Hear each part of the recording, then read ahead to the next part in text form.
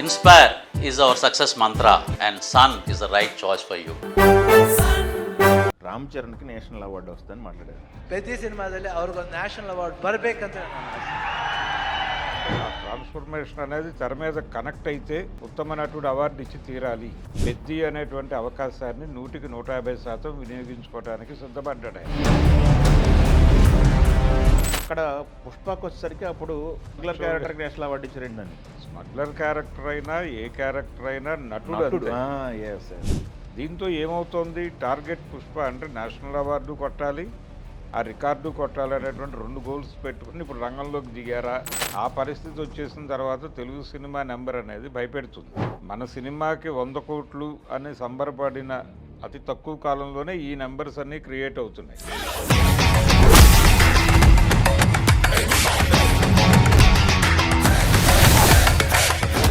పెద్ద సినిమాకి సంబంధించి నేను ఒక ప్రశ్న జరిగింది, దాంట్లో మాట్లాడుతూ రామ్ చరణ్కి నేషనల్ అవార్డు వస్తుందని మాట్లాడారు శివరాజ్ కుమార్. ఇంకొక పక్క ఏమో ఇది పుష్ప 2 టార్గెట్, పుష్ప 2 రికార్డు బద్దలు కొడుతుందని సోషల్ మీడియాలో ఫ్యాన్స్. అవును, టోటల్ ఇప్పుడు కాన్సన్ట్రేషన్ అంతా పుష్ప 2 అల్లు అర్జున్ మీద ఉందా ఏంటి ఒకటండి అనేది ఒక టాపిక్ రన్ అవుతుంది. వాళ్ళు బంధువులే కావచ్చు గాక, వాళ్ళిద్దరూ బావమరుదులే కావచ్చు గాక, లేదు తండ్రి కొడుకులే కావచ్చు గాక, కానీ వృత్తిపరమైనటువంటి స్పర్ధ ఖచ్చితంగా ఉండి తీరుతుంది. అంటే ప్రస్తుతం ఆయన ముందున్నటువంటి గోల్ అదే, పుష్ప 2ని ఛేదించటం అనేదే గోల్, అదే టార్గెట్. ఓకే, కాబట్టి ఆ టార్గెట్ కొట్టడం ద్వారా తన ఉనికిని చాటుకోవాలి. ఆయన ఎక్కడ చాటుకోవాలి, పాన్ ఇండియా మార్కెట్లో తన స్థానాన్ని స్థిరపరచుకోవడం కోసం పెద్ది అనేటువంటి అవకాశాన్ని 100% వినియోగించుకోవడానికి సిద్ధపడ్డాడు ఆయన. ఓకే, అది రామ్ చరణ్ మొదటి నుంచి ఎంత డెడికేటెడ్గా ఉంటున్నాడు టువర్డ్స్ ఆ ప్రాజెక్ట్ అనేది మనకు కనిపిస్తూనే ఉంది. అలాగే నాకు ఇది కావాలి, ఇలా ఉంటే బాగుంటుంది అని డైరెక్టర్ చెప్పిన ప్రతిసారి తన్ని తాను అలా మౌల్డ్ చేసుకుంటూ వెడుతున్నాడు. ఈ వెడుతున్నటువంటి ప్రయాణము, ఆయనతో పాటు ట్రావెల్ అవుతున్నటువంటి శివరాజ్ కుమార్ కూడా గమనిస్తూనే ఉన్నాడు. ఆ గమనంతోనే నిన్న మాట్లాడాడు ఆయన. ఆ గమనింపు ఆయనలో నుంచి మాట్లాడించిన మాటలు నిన్న ఆయన బెంగళూరు ప్రెస్ మీట్లో మాట్లాడింది. అంటే ఇతను విపరీతమైన ట్రాన్స్ఫర్మేషన్ ఉంది, అందుకని నేను డెఫినెట్గా అంటే ఆ ట్రాన్స్ఫర్మేషన్ అనేది తెర మీద కనెక్ట్ అయితే డెఫినెట్గా ఇతనికి ఉత్తమ నటుడు అవార్డు ఇచ్చి తీరాలి, అందుకని నేను కాన్ఫిడెంట్గా చెప్తున్నాను అని చెప్పాడు ఆయన. అదొకటను. ఇప్పుడు మీరు మాట్లాడుతుంటే అబ్జర్వ్ చేస్తే ఈ సబ్జెక్ట్ ఏదైతే ఉందో స్పోర్ట్స్ బ్యాక్డ్రాప్ సబ్జెక్ట్ కావచ్చు, పాజిటివ్ క్యారెక్టర్ కదా ఇది. అవును, అక్కడ పుష్పకు వచ్చేసరికి అప్పుడు నేషనల్ అవార్డు రావడంతో కొంతమంది ట్రోల్ చేశారు. ట్రోల్ అంటే స్మగ్లర్ క్యారెక్టర్కి నేషనల్ అవార్డు ఇచ్చారండి అని. స్మగ్లర్ క్యారెక్టర్ అయినా ఏ క్యారెక్టర్ అయినా నటుడు. ఆ స్మగ్లర్ క్యారెక్టర్ని అతను ఎలా ప్రొజెక్ట్ చేశాడు అనేది చూడాలి అంతే తప్ప అక్కడ నటుడికి ఇచ్చారు తప్ప స్మగ్లర్కి ఇవ్వాల. అల్లు అర్జున్ స్మగ్లర్ కాదు, నటుడు మాత్రమే. అది కదా చూడాల్సింది. ఒకవేళ స్మగ్లర్ క్యారెక్టర్ హీరోగా మారటం ఏమిటి అనే తపన ఉంటే దీవార్ సినిమా నుంచి జరిగింది. అది దీవార్ రోజులకి వెళ్ళి రివ్యూ చేసుకోండి. యాంటీ క్లాక్ వైజ్ హీరోయిజం అనేది కొత్తదేం కాదు మనకి. సలీం జావేదులు దాంతోనే ఆటాడుకున్నారు ఆ రోజుల్లో. అమితాబ్ బచ్చన్ ఎస్టాబ్లిష్ అయింది అక్కడి నుంచి. కనుక పుష్ప గొడవ వేరు, దీనికి వస్తే ఆ ఇది లేదు. ఇది నిజానికి ఆ యాంగిల్లో చూస్తే ఇది చాలా గొప్ప పాత్రే.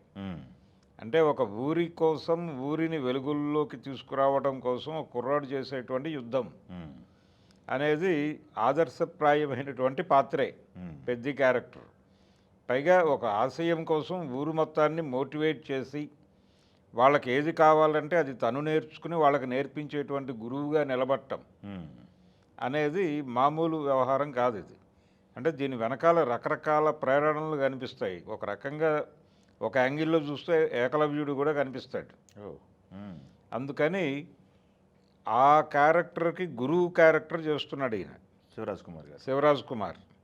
కాబట్టి వాళ్ళిద్దరి మధ్య నడిచేటువంటి ఎమోషనల్ సన్నివేశాలు చాలా ఉన్నాయి. ఈయన ఉన్నాడు, ఈయన సమక్షంలో అతని నటనని సన్నిహితంగా గమనించి ఉంటాడు. ఈయన గమనించి అంటే నిజానికి మనకి ఇప్పటివరకు వచ్చిన ప్రమోషనల్ కంటెంట్లోనే అర్థమైంది ఇప్పటి వరకు రామ్ చరణ్ తను సినిమాల్లో కనిపించిన విధానానికి పెద్ది సినిమాలో కనిపిస్తున్న విధానానికి చాలా వ్యత్యాసం ఉంది. ఓకే.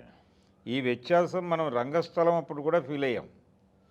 రంగస్థలంలో కనిపించిన రామ్ చరణ్కి అప్పటికి వచ్చిన రామ్ చరణ్ సినిమాల్లో రామ్ చరణ్కి చాలా తేడా ఉంది. ఇప్పుడు మళ్ళీ ఆ తేడా కనిపిస్తోంది ఈ సినిమాలో. కనుక డెఫినెట్గా ఒక అచీవ్మెంట్ ఉంది ఈ సినిమాకి అనే నమ్మకం కలగటానికి అదే కారణం. ఓకే. ఆ పునాది మీద నడుస్తోంది ఈ సినిమా. కాబట్టి ఆ కాన్ఫిడెన్స్ని ఆయన అక్కడ వ్యక్తపరిచాడు. దీంతో ఏమవుతోంది, టార్గెట్ పుష్ప అంటే నేషనల్ అవార్డు కొట్టాలి, ఆ రికార్డు కొట్టాలి అనేటువంటి 2 గోల్స్ పెట్టుకుని ఇప్పుడు రంగంలోకి దిగారా. ఇది అవుతుంది అని వీళ్ళు, అవదు అని వాళ్ళు, ఒక చర్చ మొదలైపోయింది. అందుకని వాళ్ళ తల్లిదండ్రులైనా తండ్రి కొడుకులైనా ఏదైనా బావమరుదులైనా ఇంకేదైనా సరే పర్సనల్ రిలేషన్స్ ఉన్నప్పటికీ ఒక వృత్తిలో ఉన్నప్పుడు ఖచ్చితంగా స్పర్ధ ఉండి తీరుతుంది. స్పర్ధ లేకుండా విద్య రాణించదు అని చెప్పారు. ఓకే. నేను నిన్ను క్రాస్ చేయాలి, నువ్వు కొట్టావు కదా, నువ్వు ఇన్ని కోట్లు కొట్టావు, నేను ఇన్ని కోట్లు కొట్టి తీరుతాను అనేది ఒక ఫైటింగ్ స్పిరిట్గా చూడాలి తప్ప అది వాళ్ళిద్దరి మధ్య ఒక శత్రుపూరితమైనటువంటి వైరుధ్యం ఉందనుకుంటే ప్రమాదం. ఓకే. అది మిత్ర వైరుధ్యం తప్ప శత్రు వైరుధ్యం కాదు. కానీ ఈ ఫ్యాన్ కాన్వర్జేషన్స్ మనకి అది ఒక శత్రు వైరుధ్యంలాగా ప్రొజెక్ట్ చేస్తుంది. ఆ ప్రొజెక్షన్స్ మీద వంటకాలు వండుతున్నారు. ఇప్పుడు రామ్ చరణ్ నెంబర్ 2 అవుతాడు అక్కడ. దీని నుంచి బయటకు రావాలన్నా కానీ వాళ్ళు ఆ టార్గెట్ను కొట్టాలి, వసూళ్ళని కొట్టగలిగితే అప్పుడు వీళ్ళు మేము గెలిచామని చెప్పుకోవచ్చు. ఓకే. రెండవది ఈ 2 సినిమాల మధ్య కంపారిజను, పోటీ, దీంతోపాటు నెక్స్ట్ ప్రాజెక్ట్ మీదకి ఫోకస్ అవుతుంది. అది సుకుమార్తో నెక్స్ట్ ప్రాజెక్టు, అది షూటింగ్, ఇది రిలీజు, దాని షూటింగ్ ప్రారంభం అంతా 1 వీక్ గ్యాప్లో అంటున్నారు. కాబట్టి అదొక దానికోసం ప్రిపేర్ అవుతున్నారు జనాలందరూ. ఆ సినిమా కొత్త రికార్డుని నెలకొల్పుతుంది అనేది ఇప్పుడు మాటల్లో దొర్లుతోంది. అభిమానుల ఆశాభావం వ్యక్తం చేస్తున్నారు. కాబట్టి అది కూడా చర్చనీయాంశమే. అదేలేండి.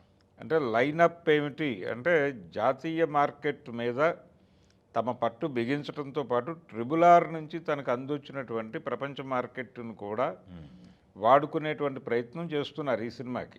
ఆ నెంబర్ని ఛేదించడం అనేది ప్రోగ్రామ్గా మారుతుంది. పాన్ ఇండియా సినిమా ఒక్కొక్క సినిమా రిలీజ్ అయినప్పుడు ఒక్కొక్కలాగా వరల్డ్ మార్కెట్కి ఎక్స్పోజ్ అయిపోయిన తర్వాత 160 భాషల్లో సినిమా రిలీజ్ అయ్యి ఆ వచ్చే వసూళ్ళ ఆ నెంబర్తో పోలిస్తే ఇదంతా ఆ పరిస్థితి వచ్చేసిన తర్వాత తెలుగు సినిమా నెంబర్ అనేది భయపెడుతుంది.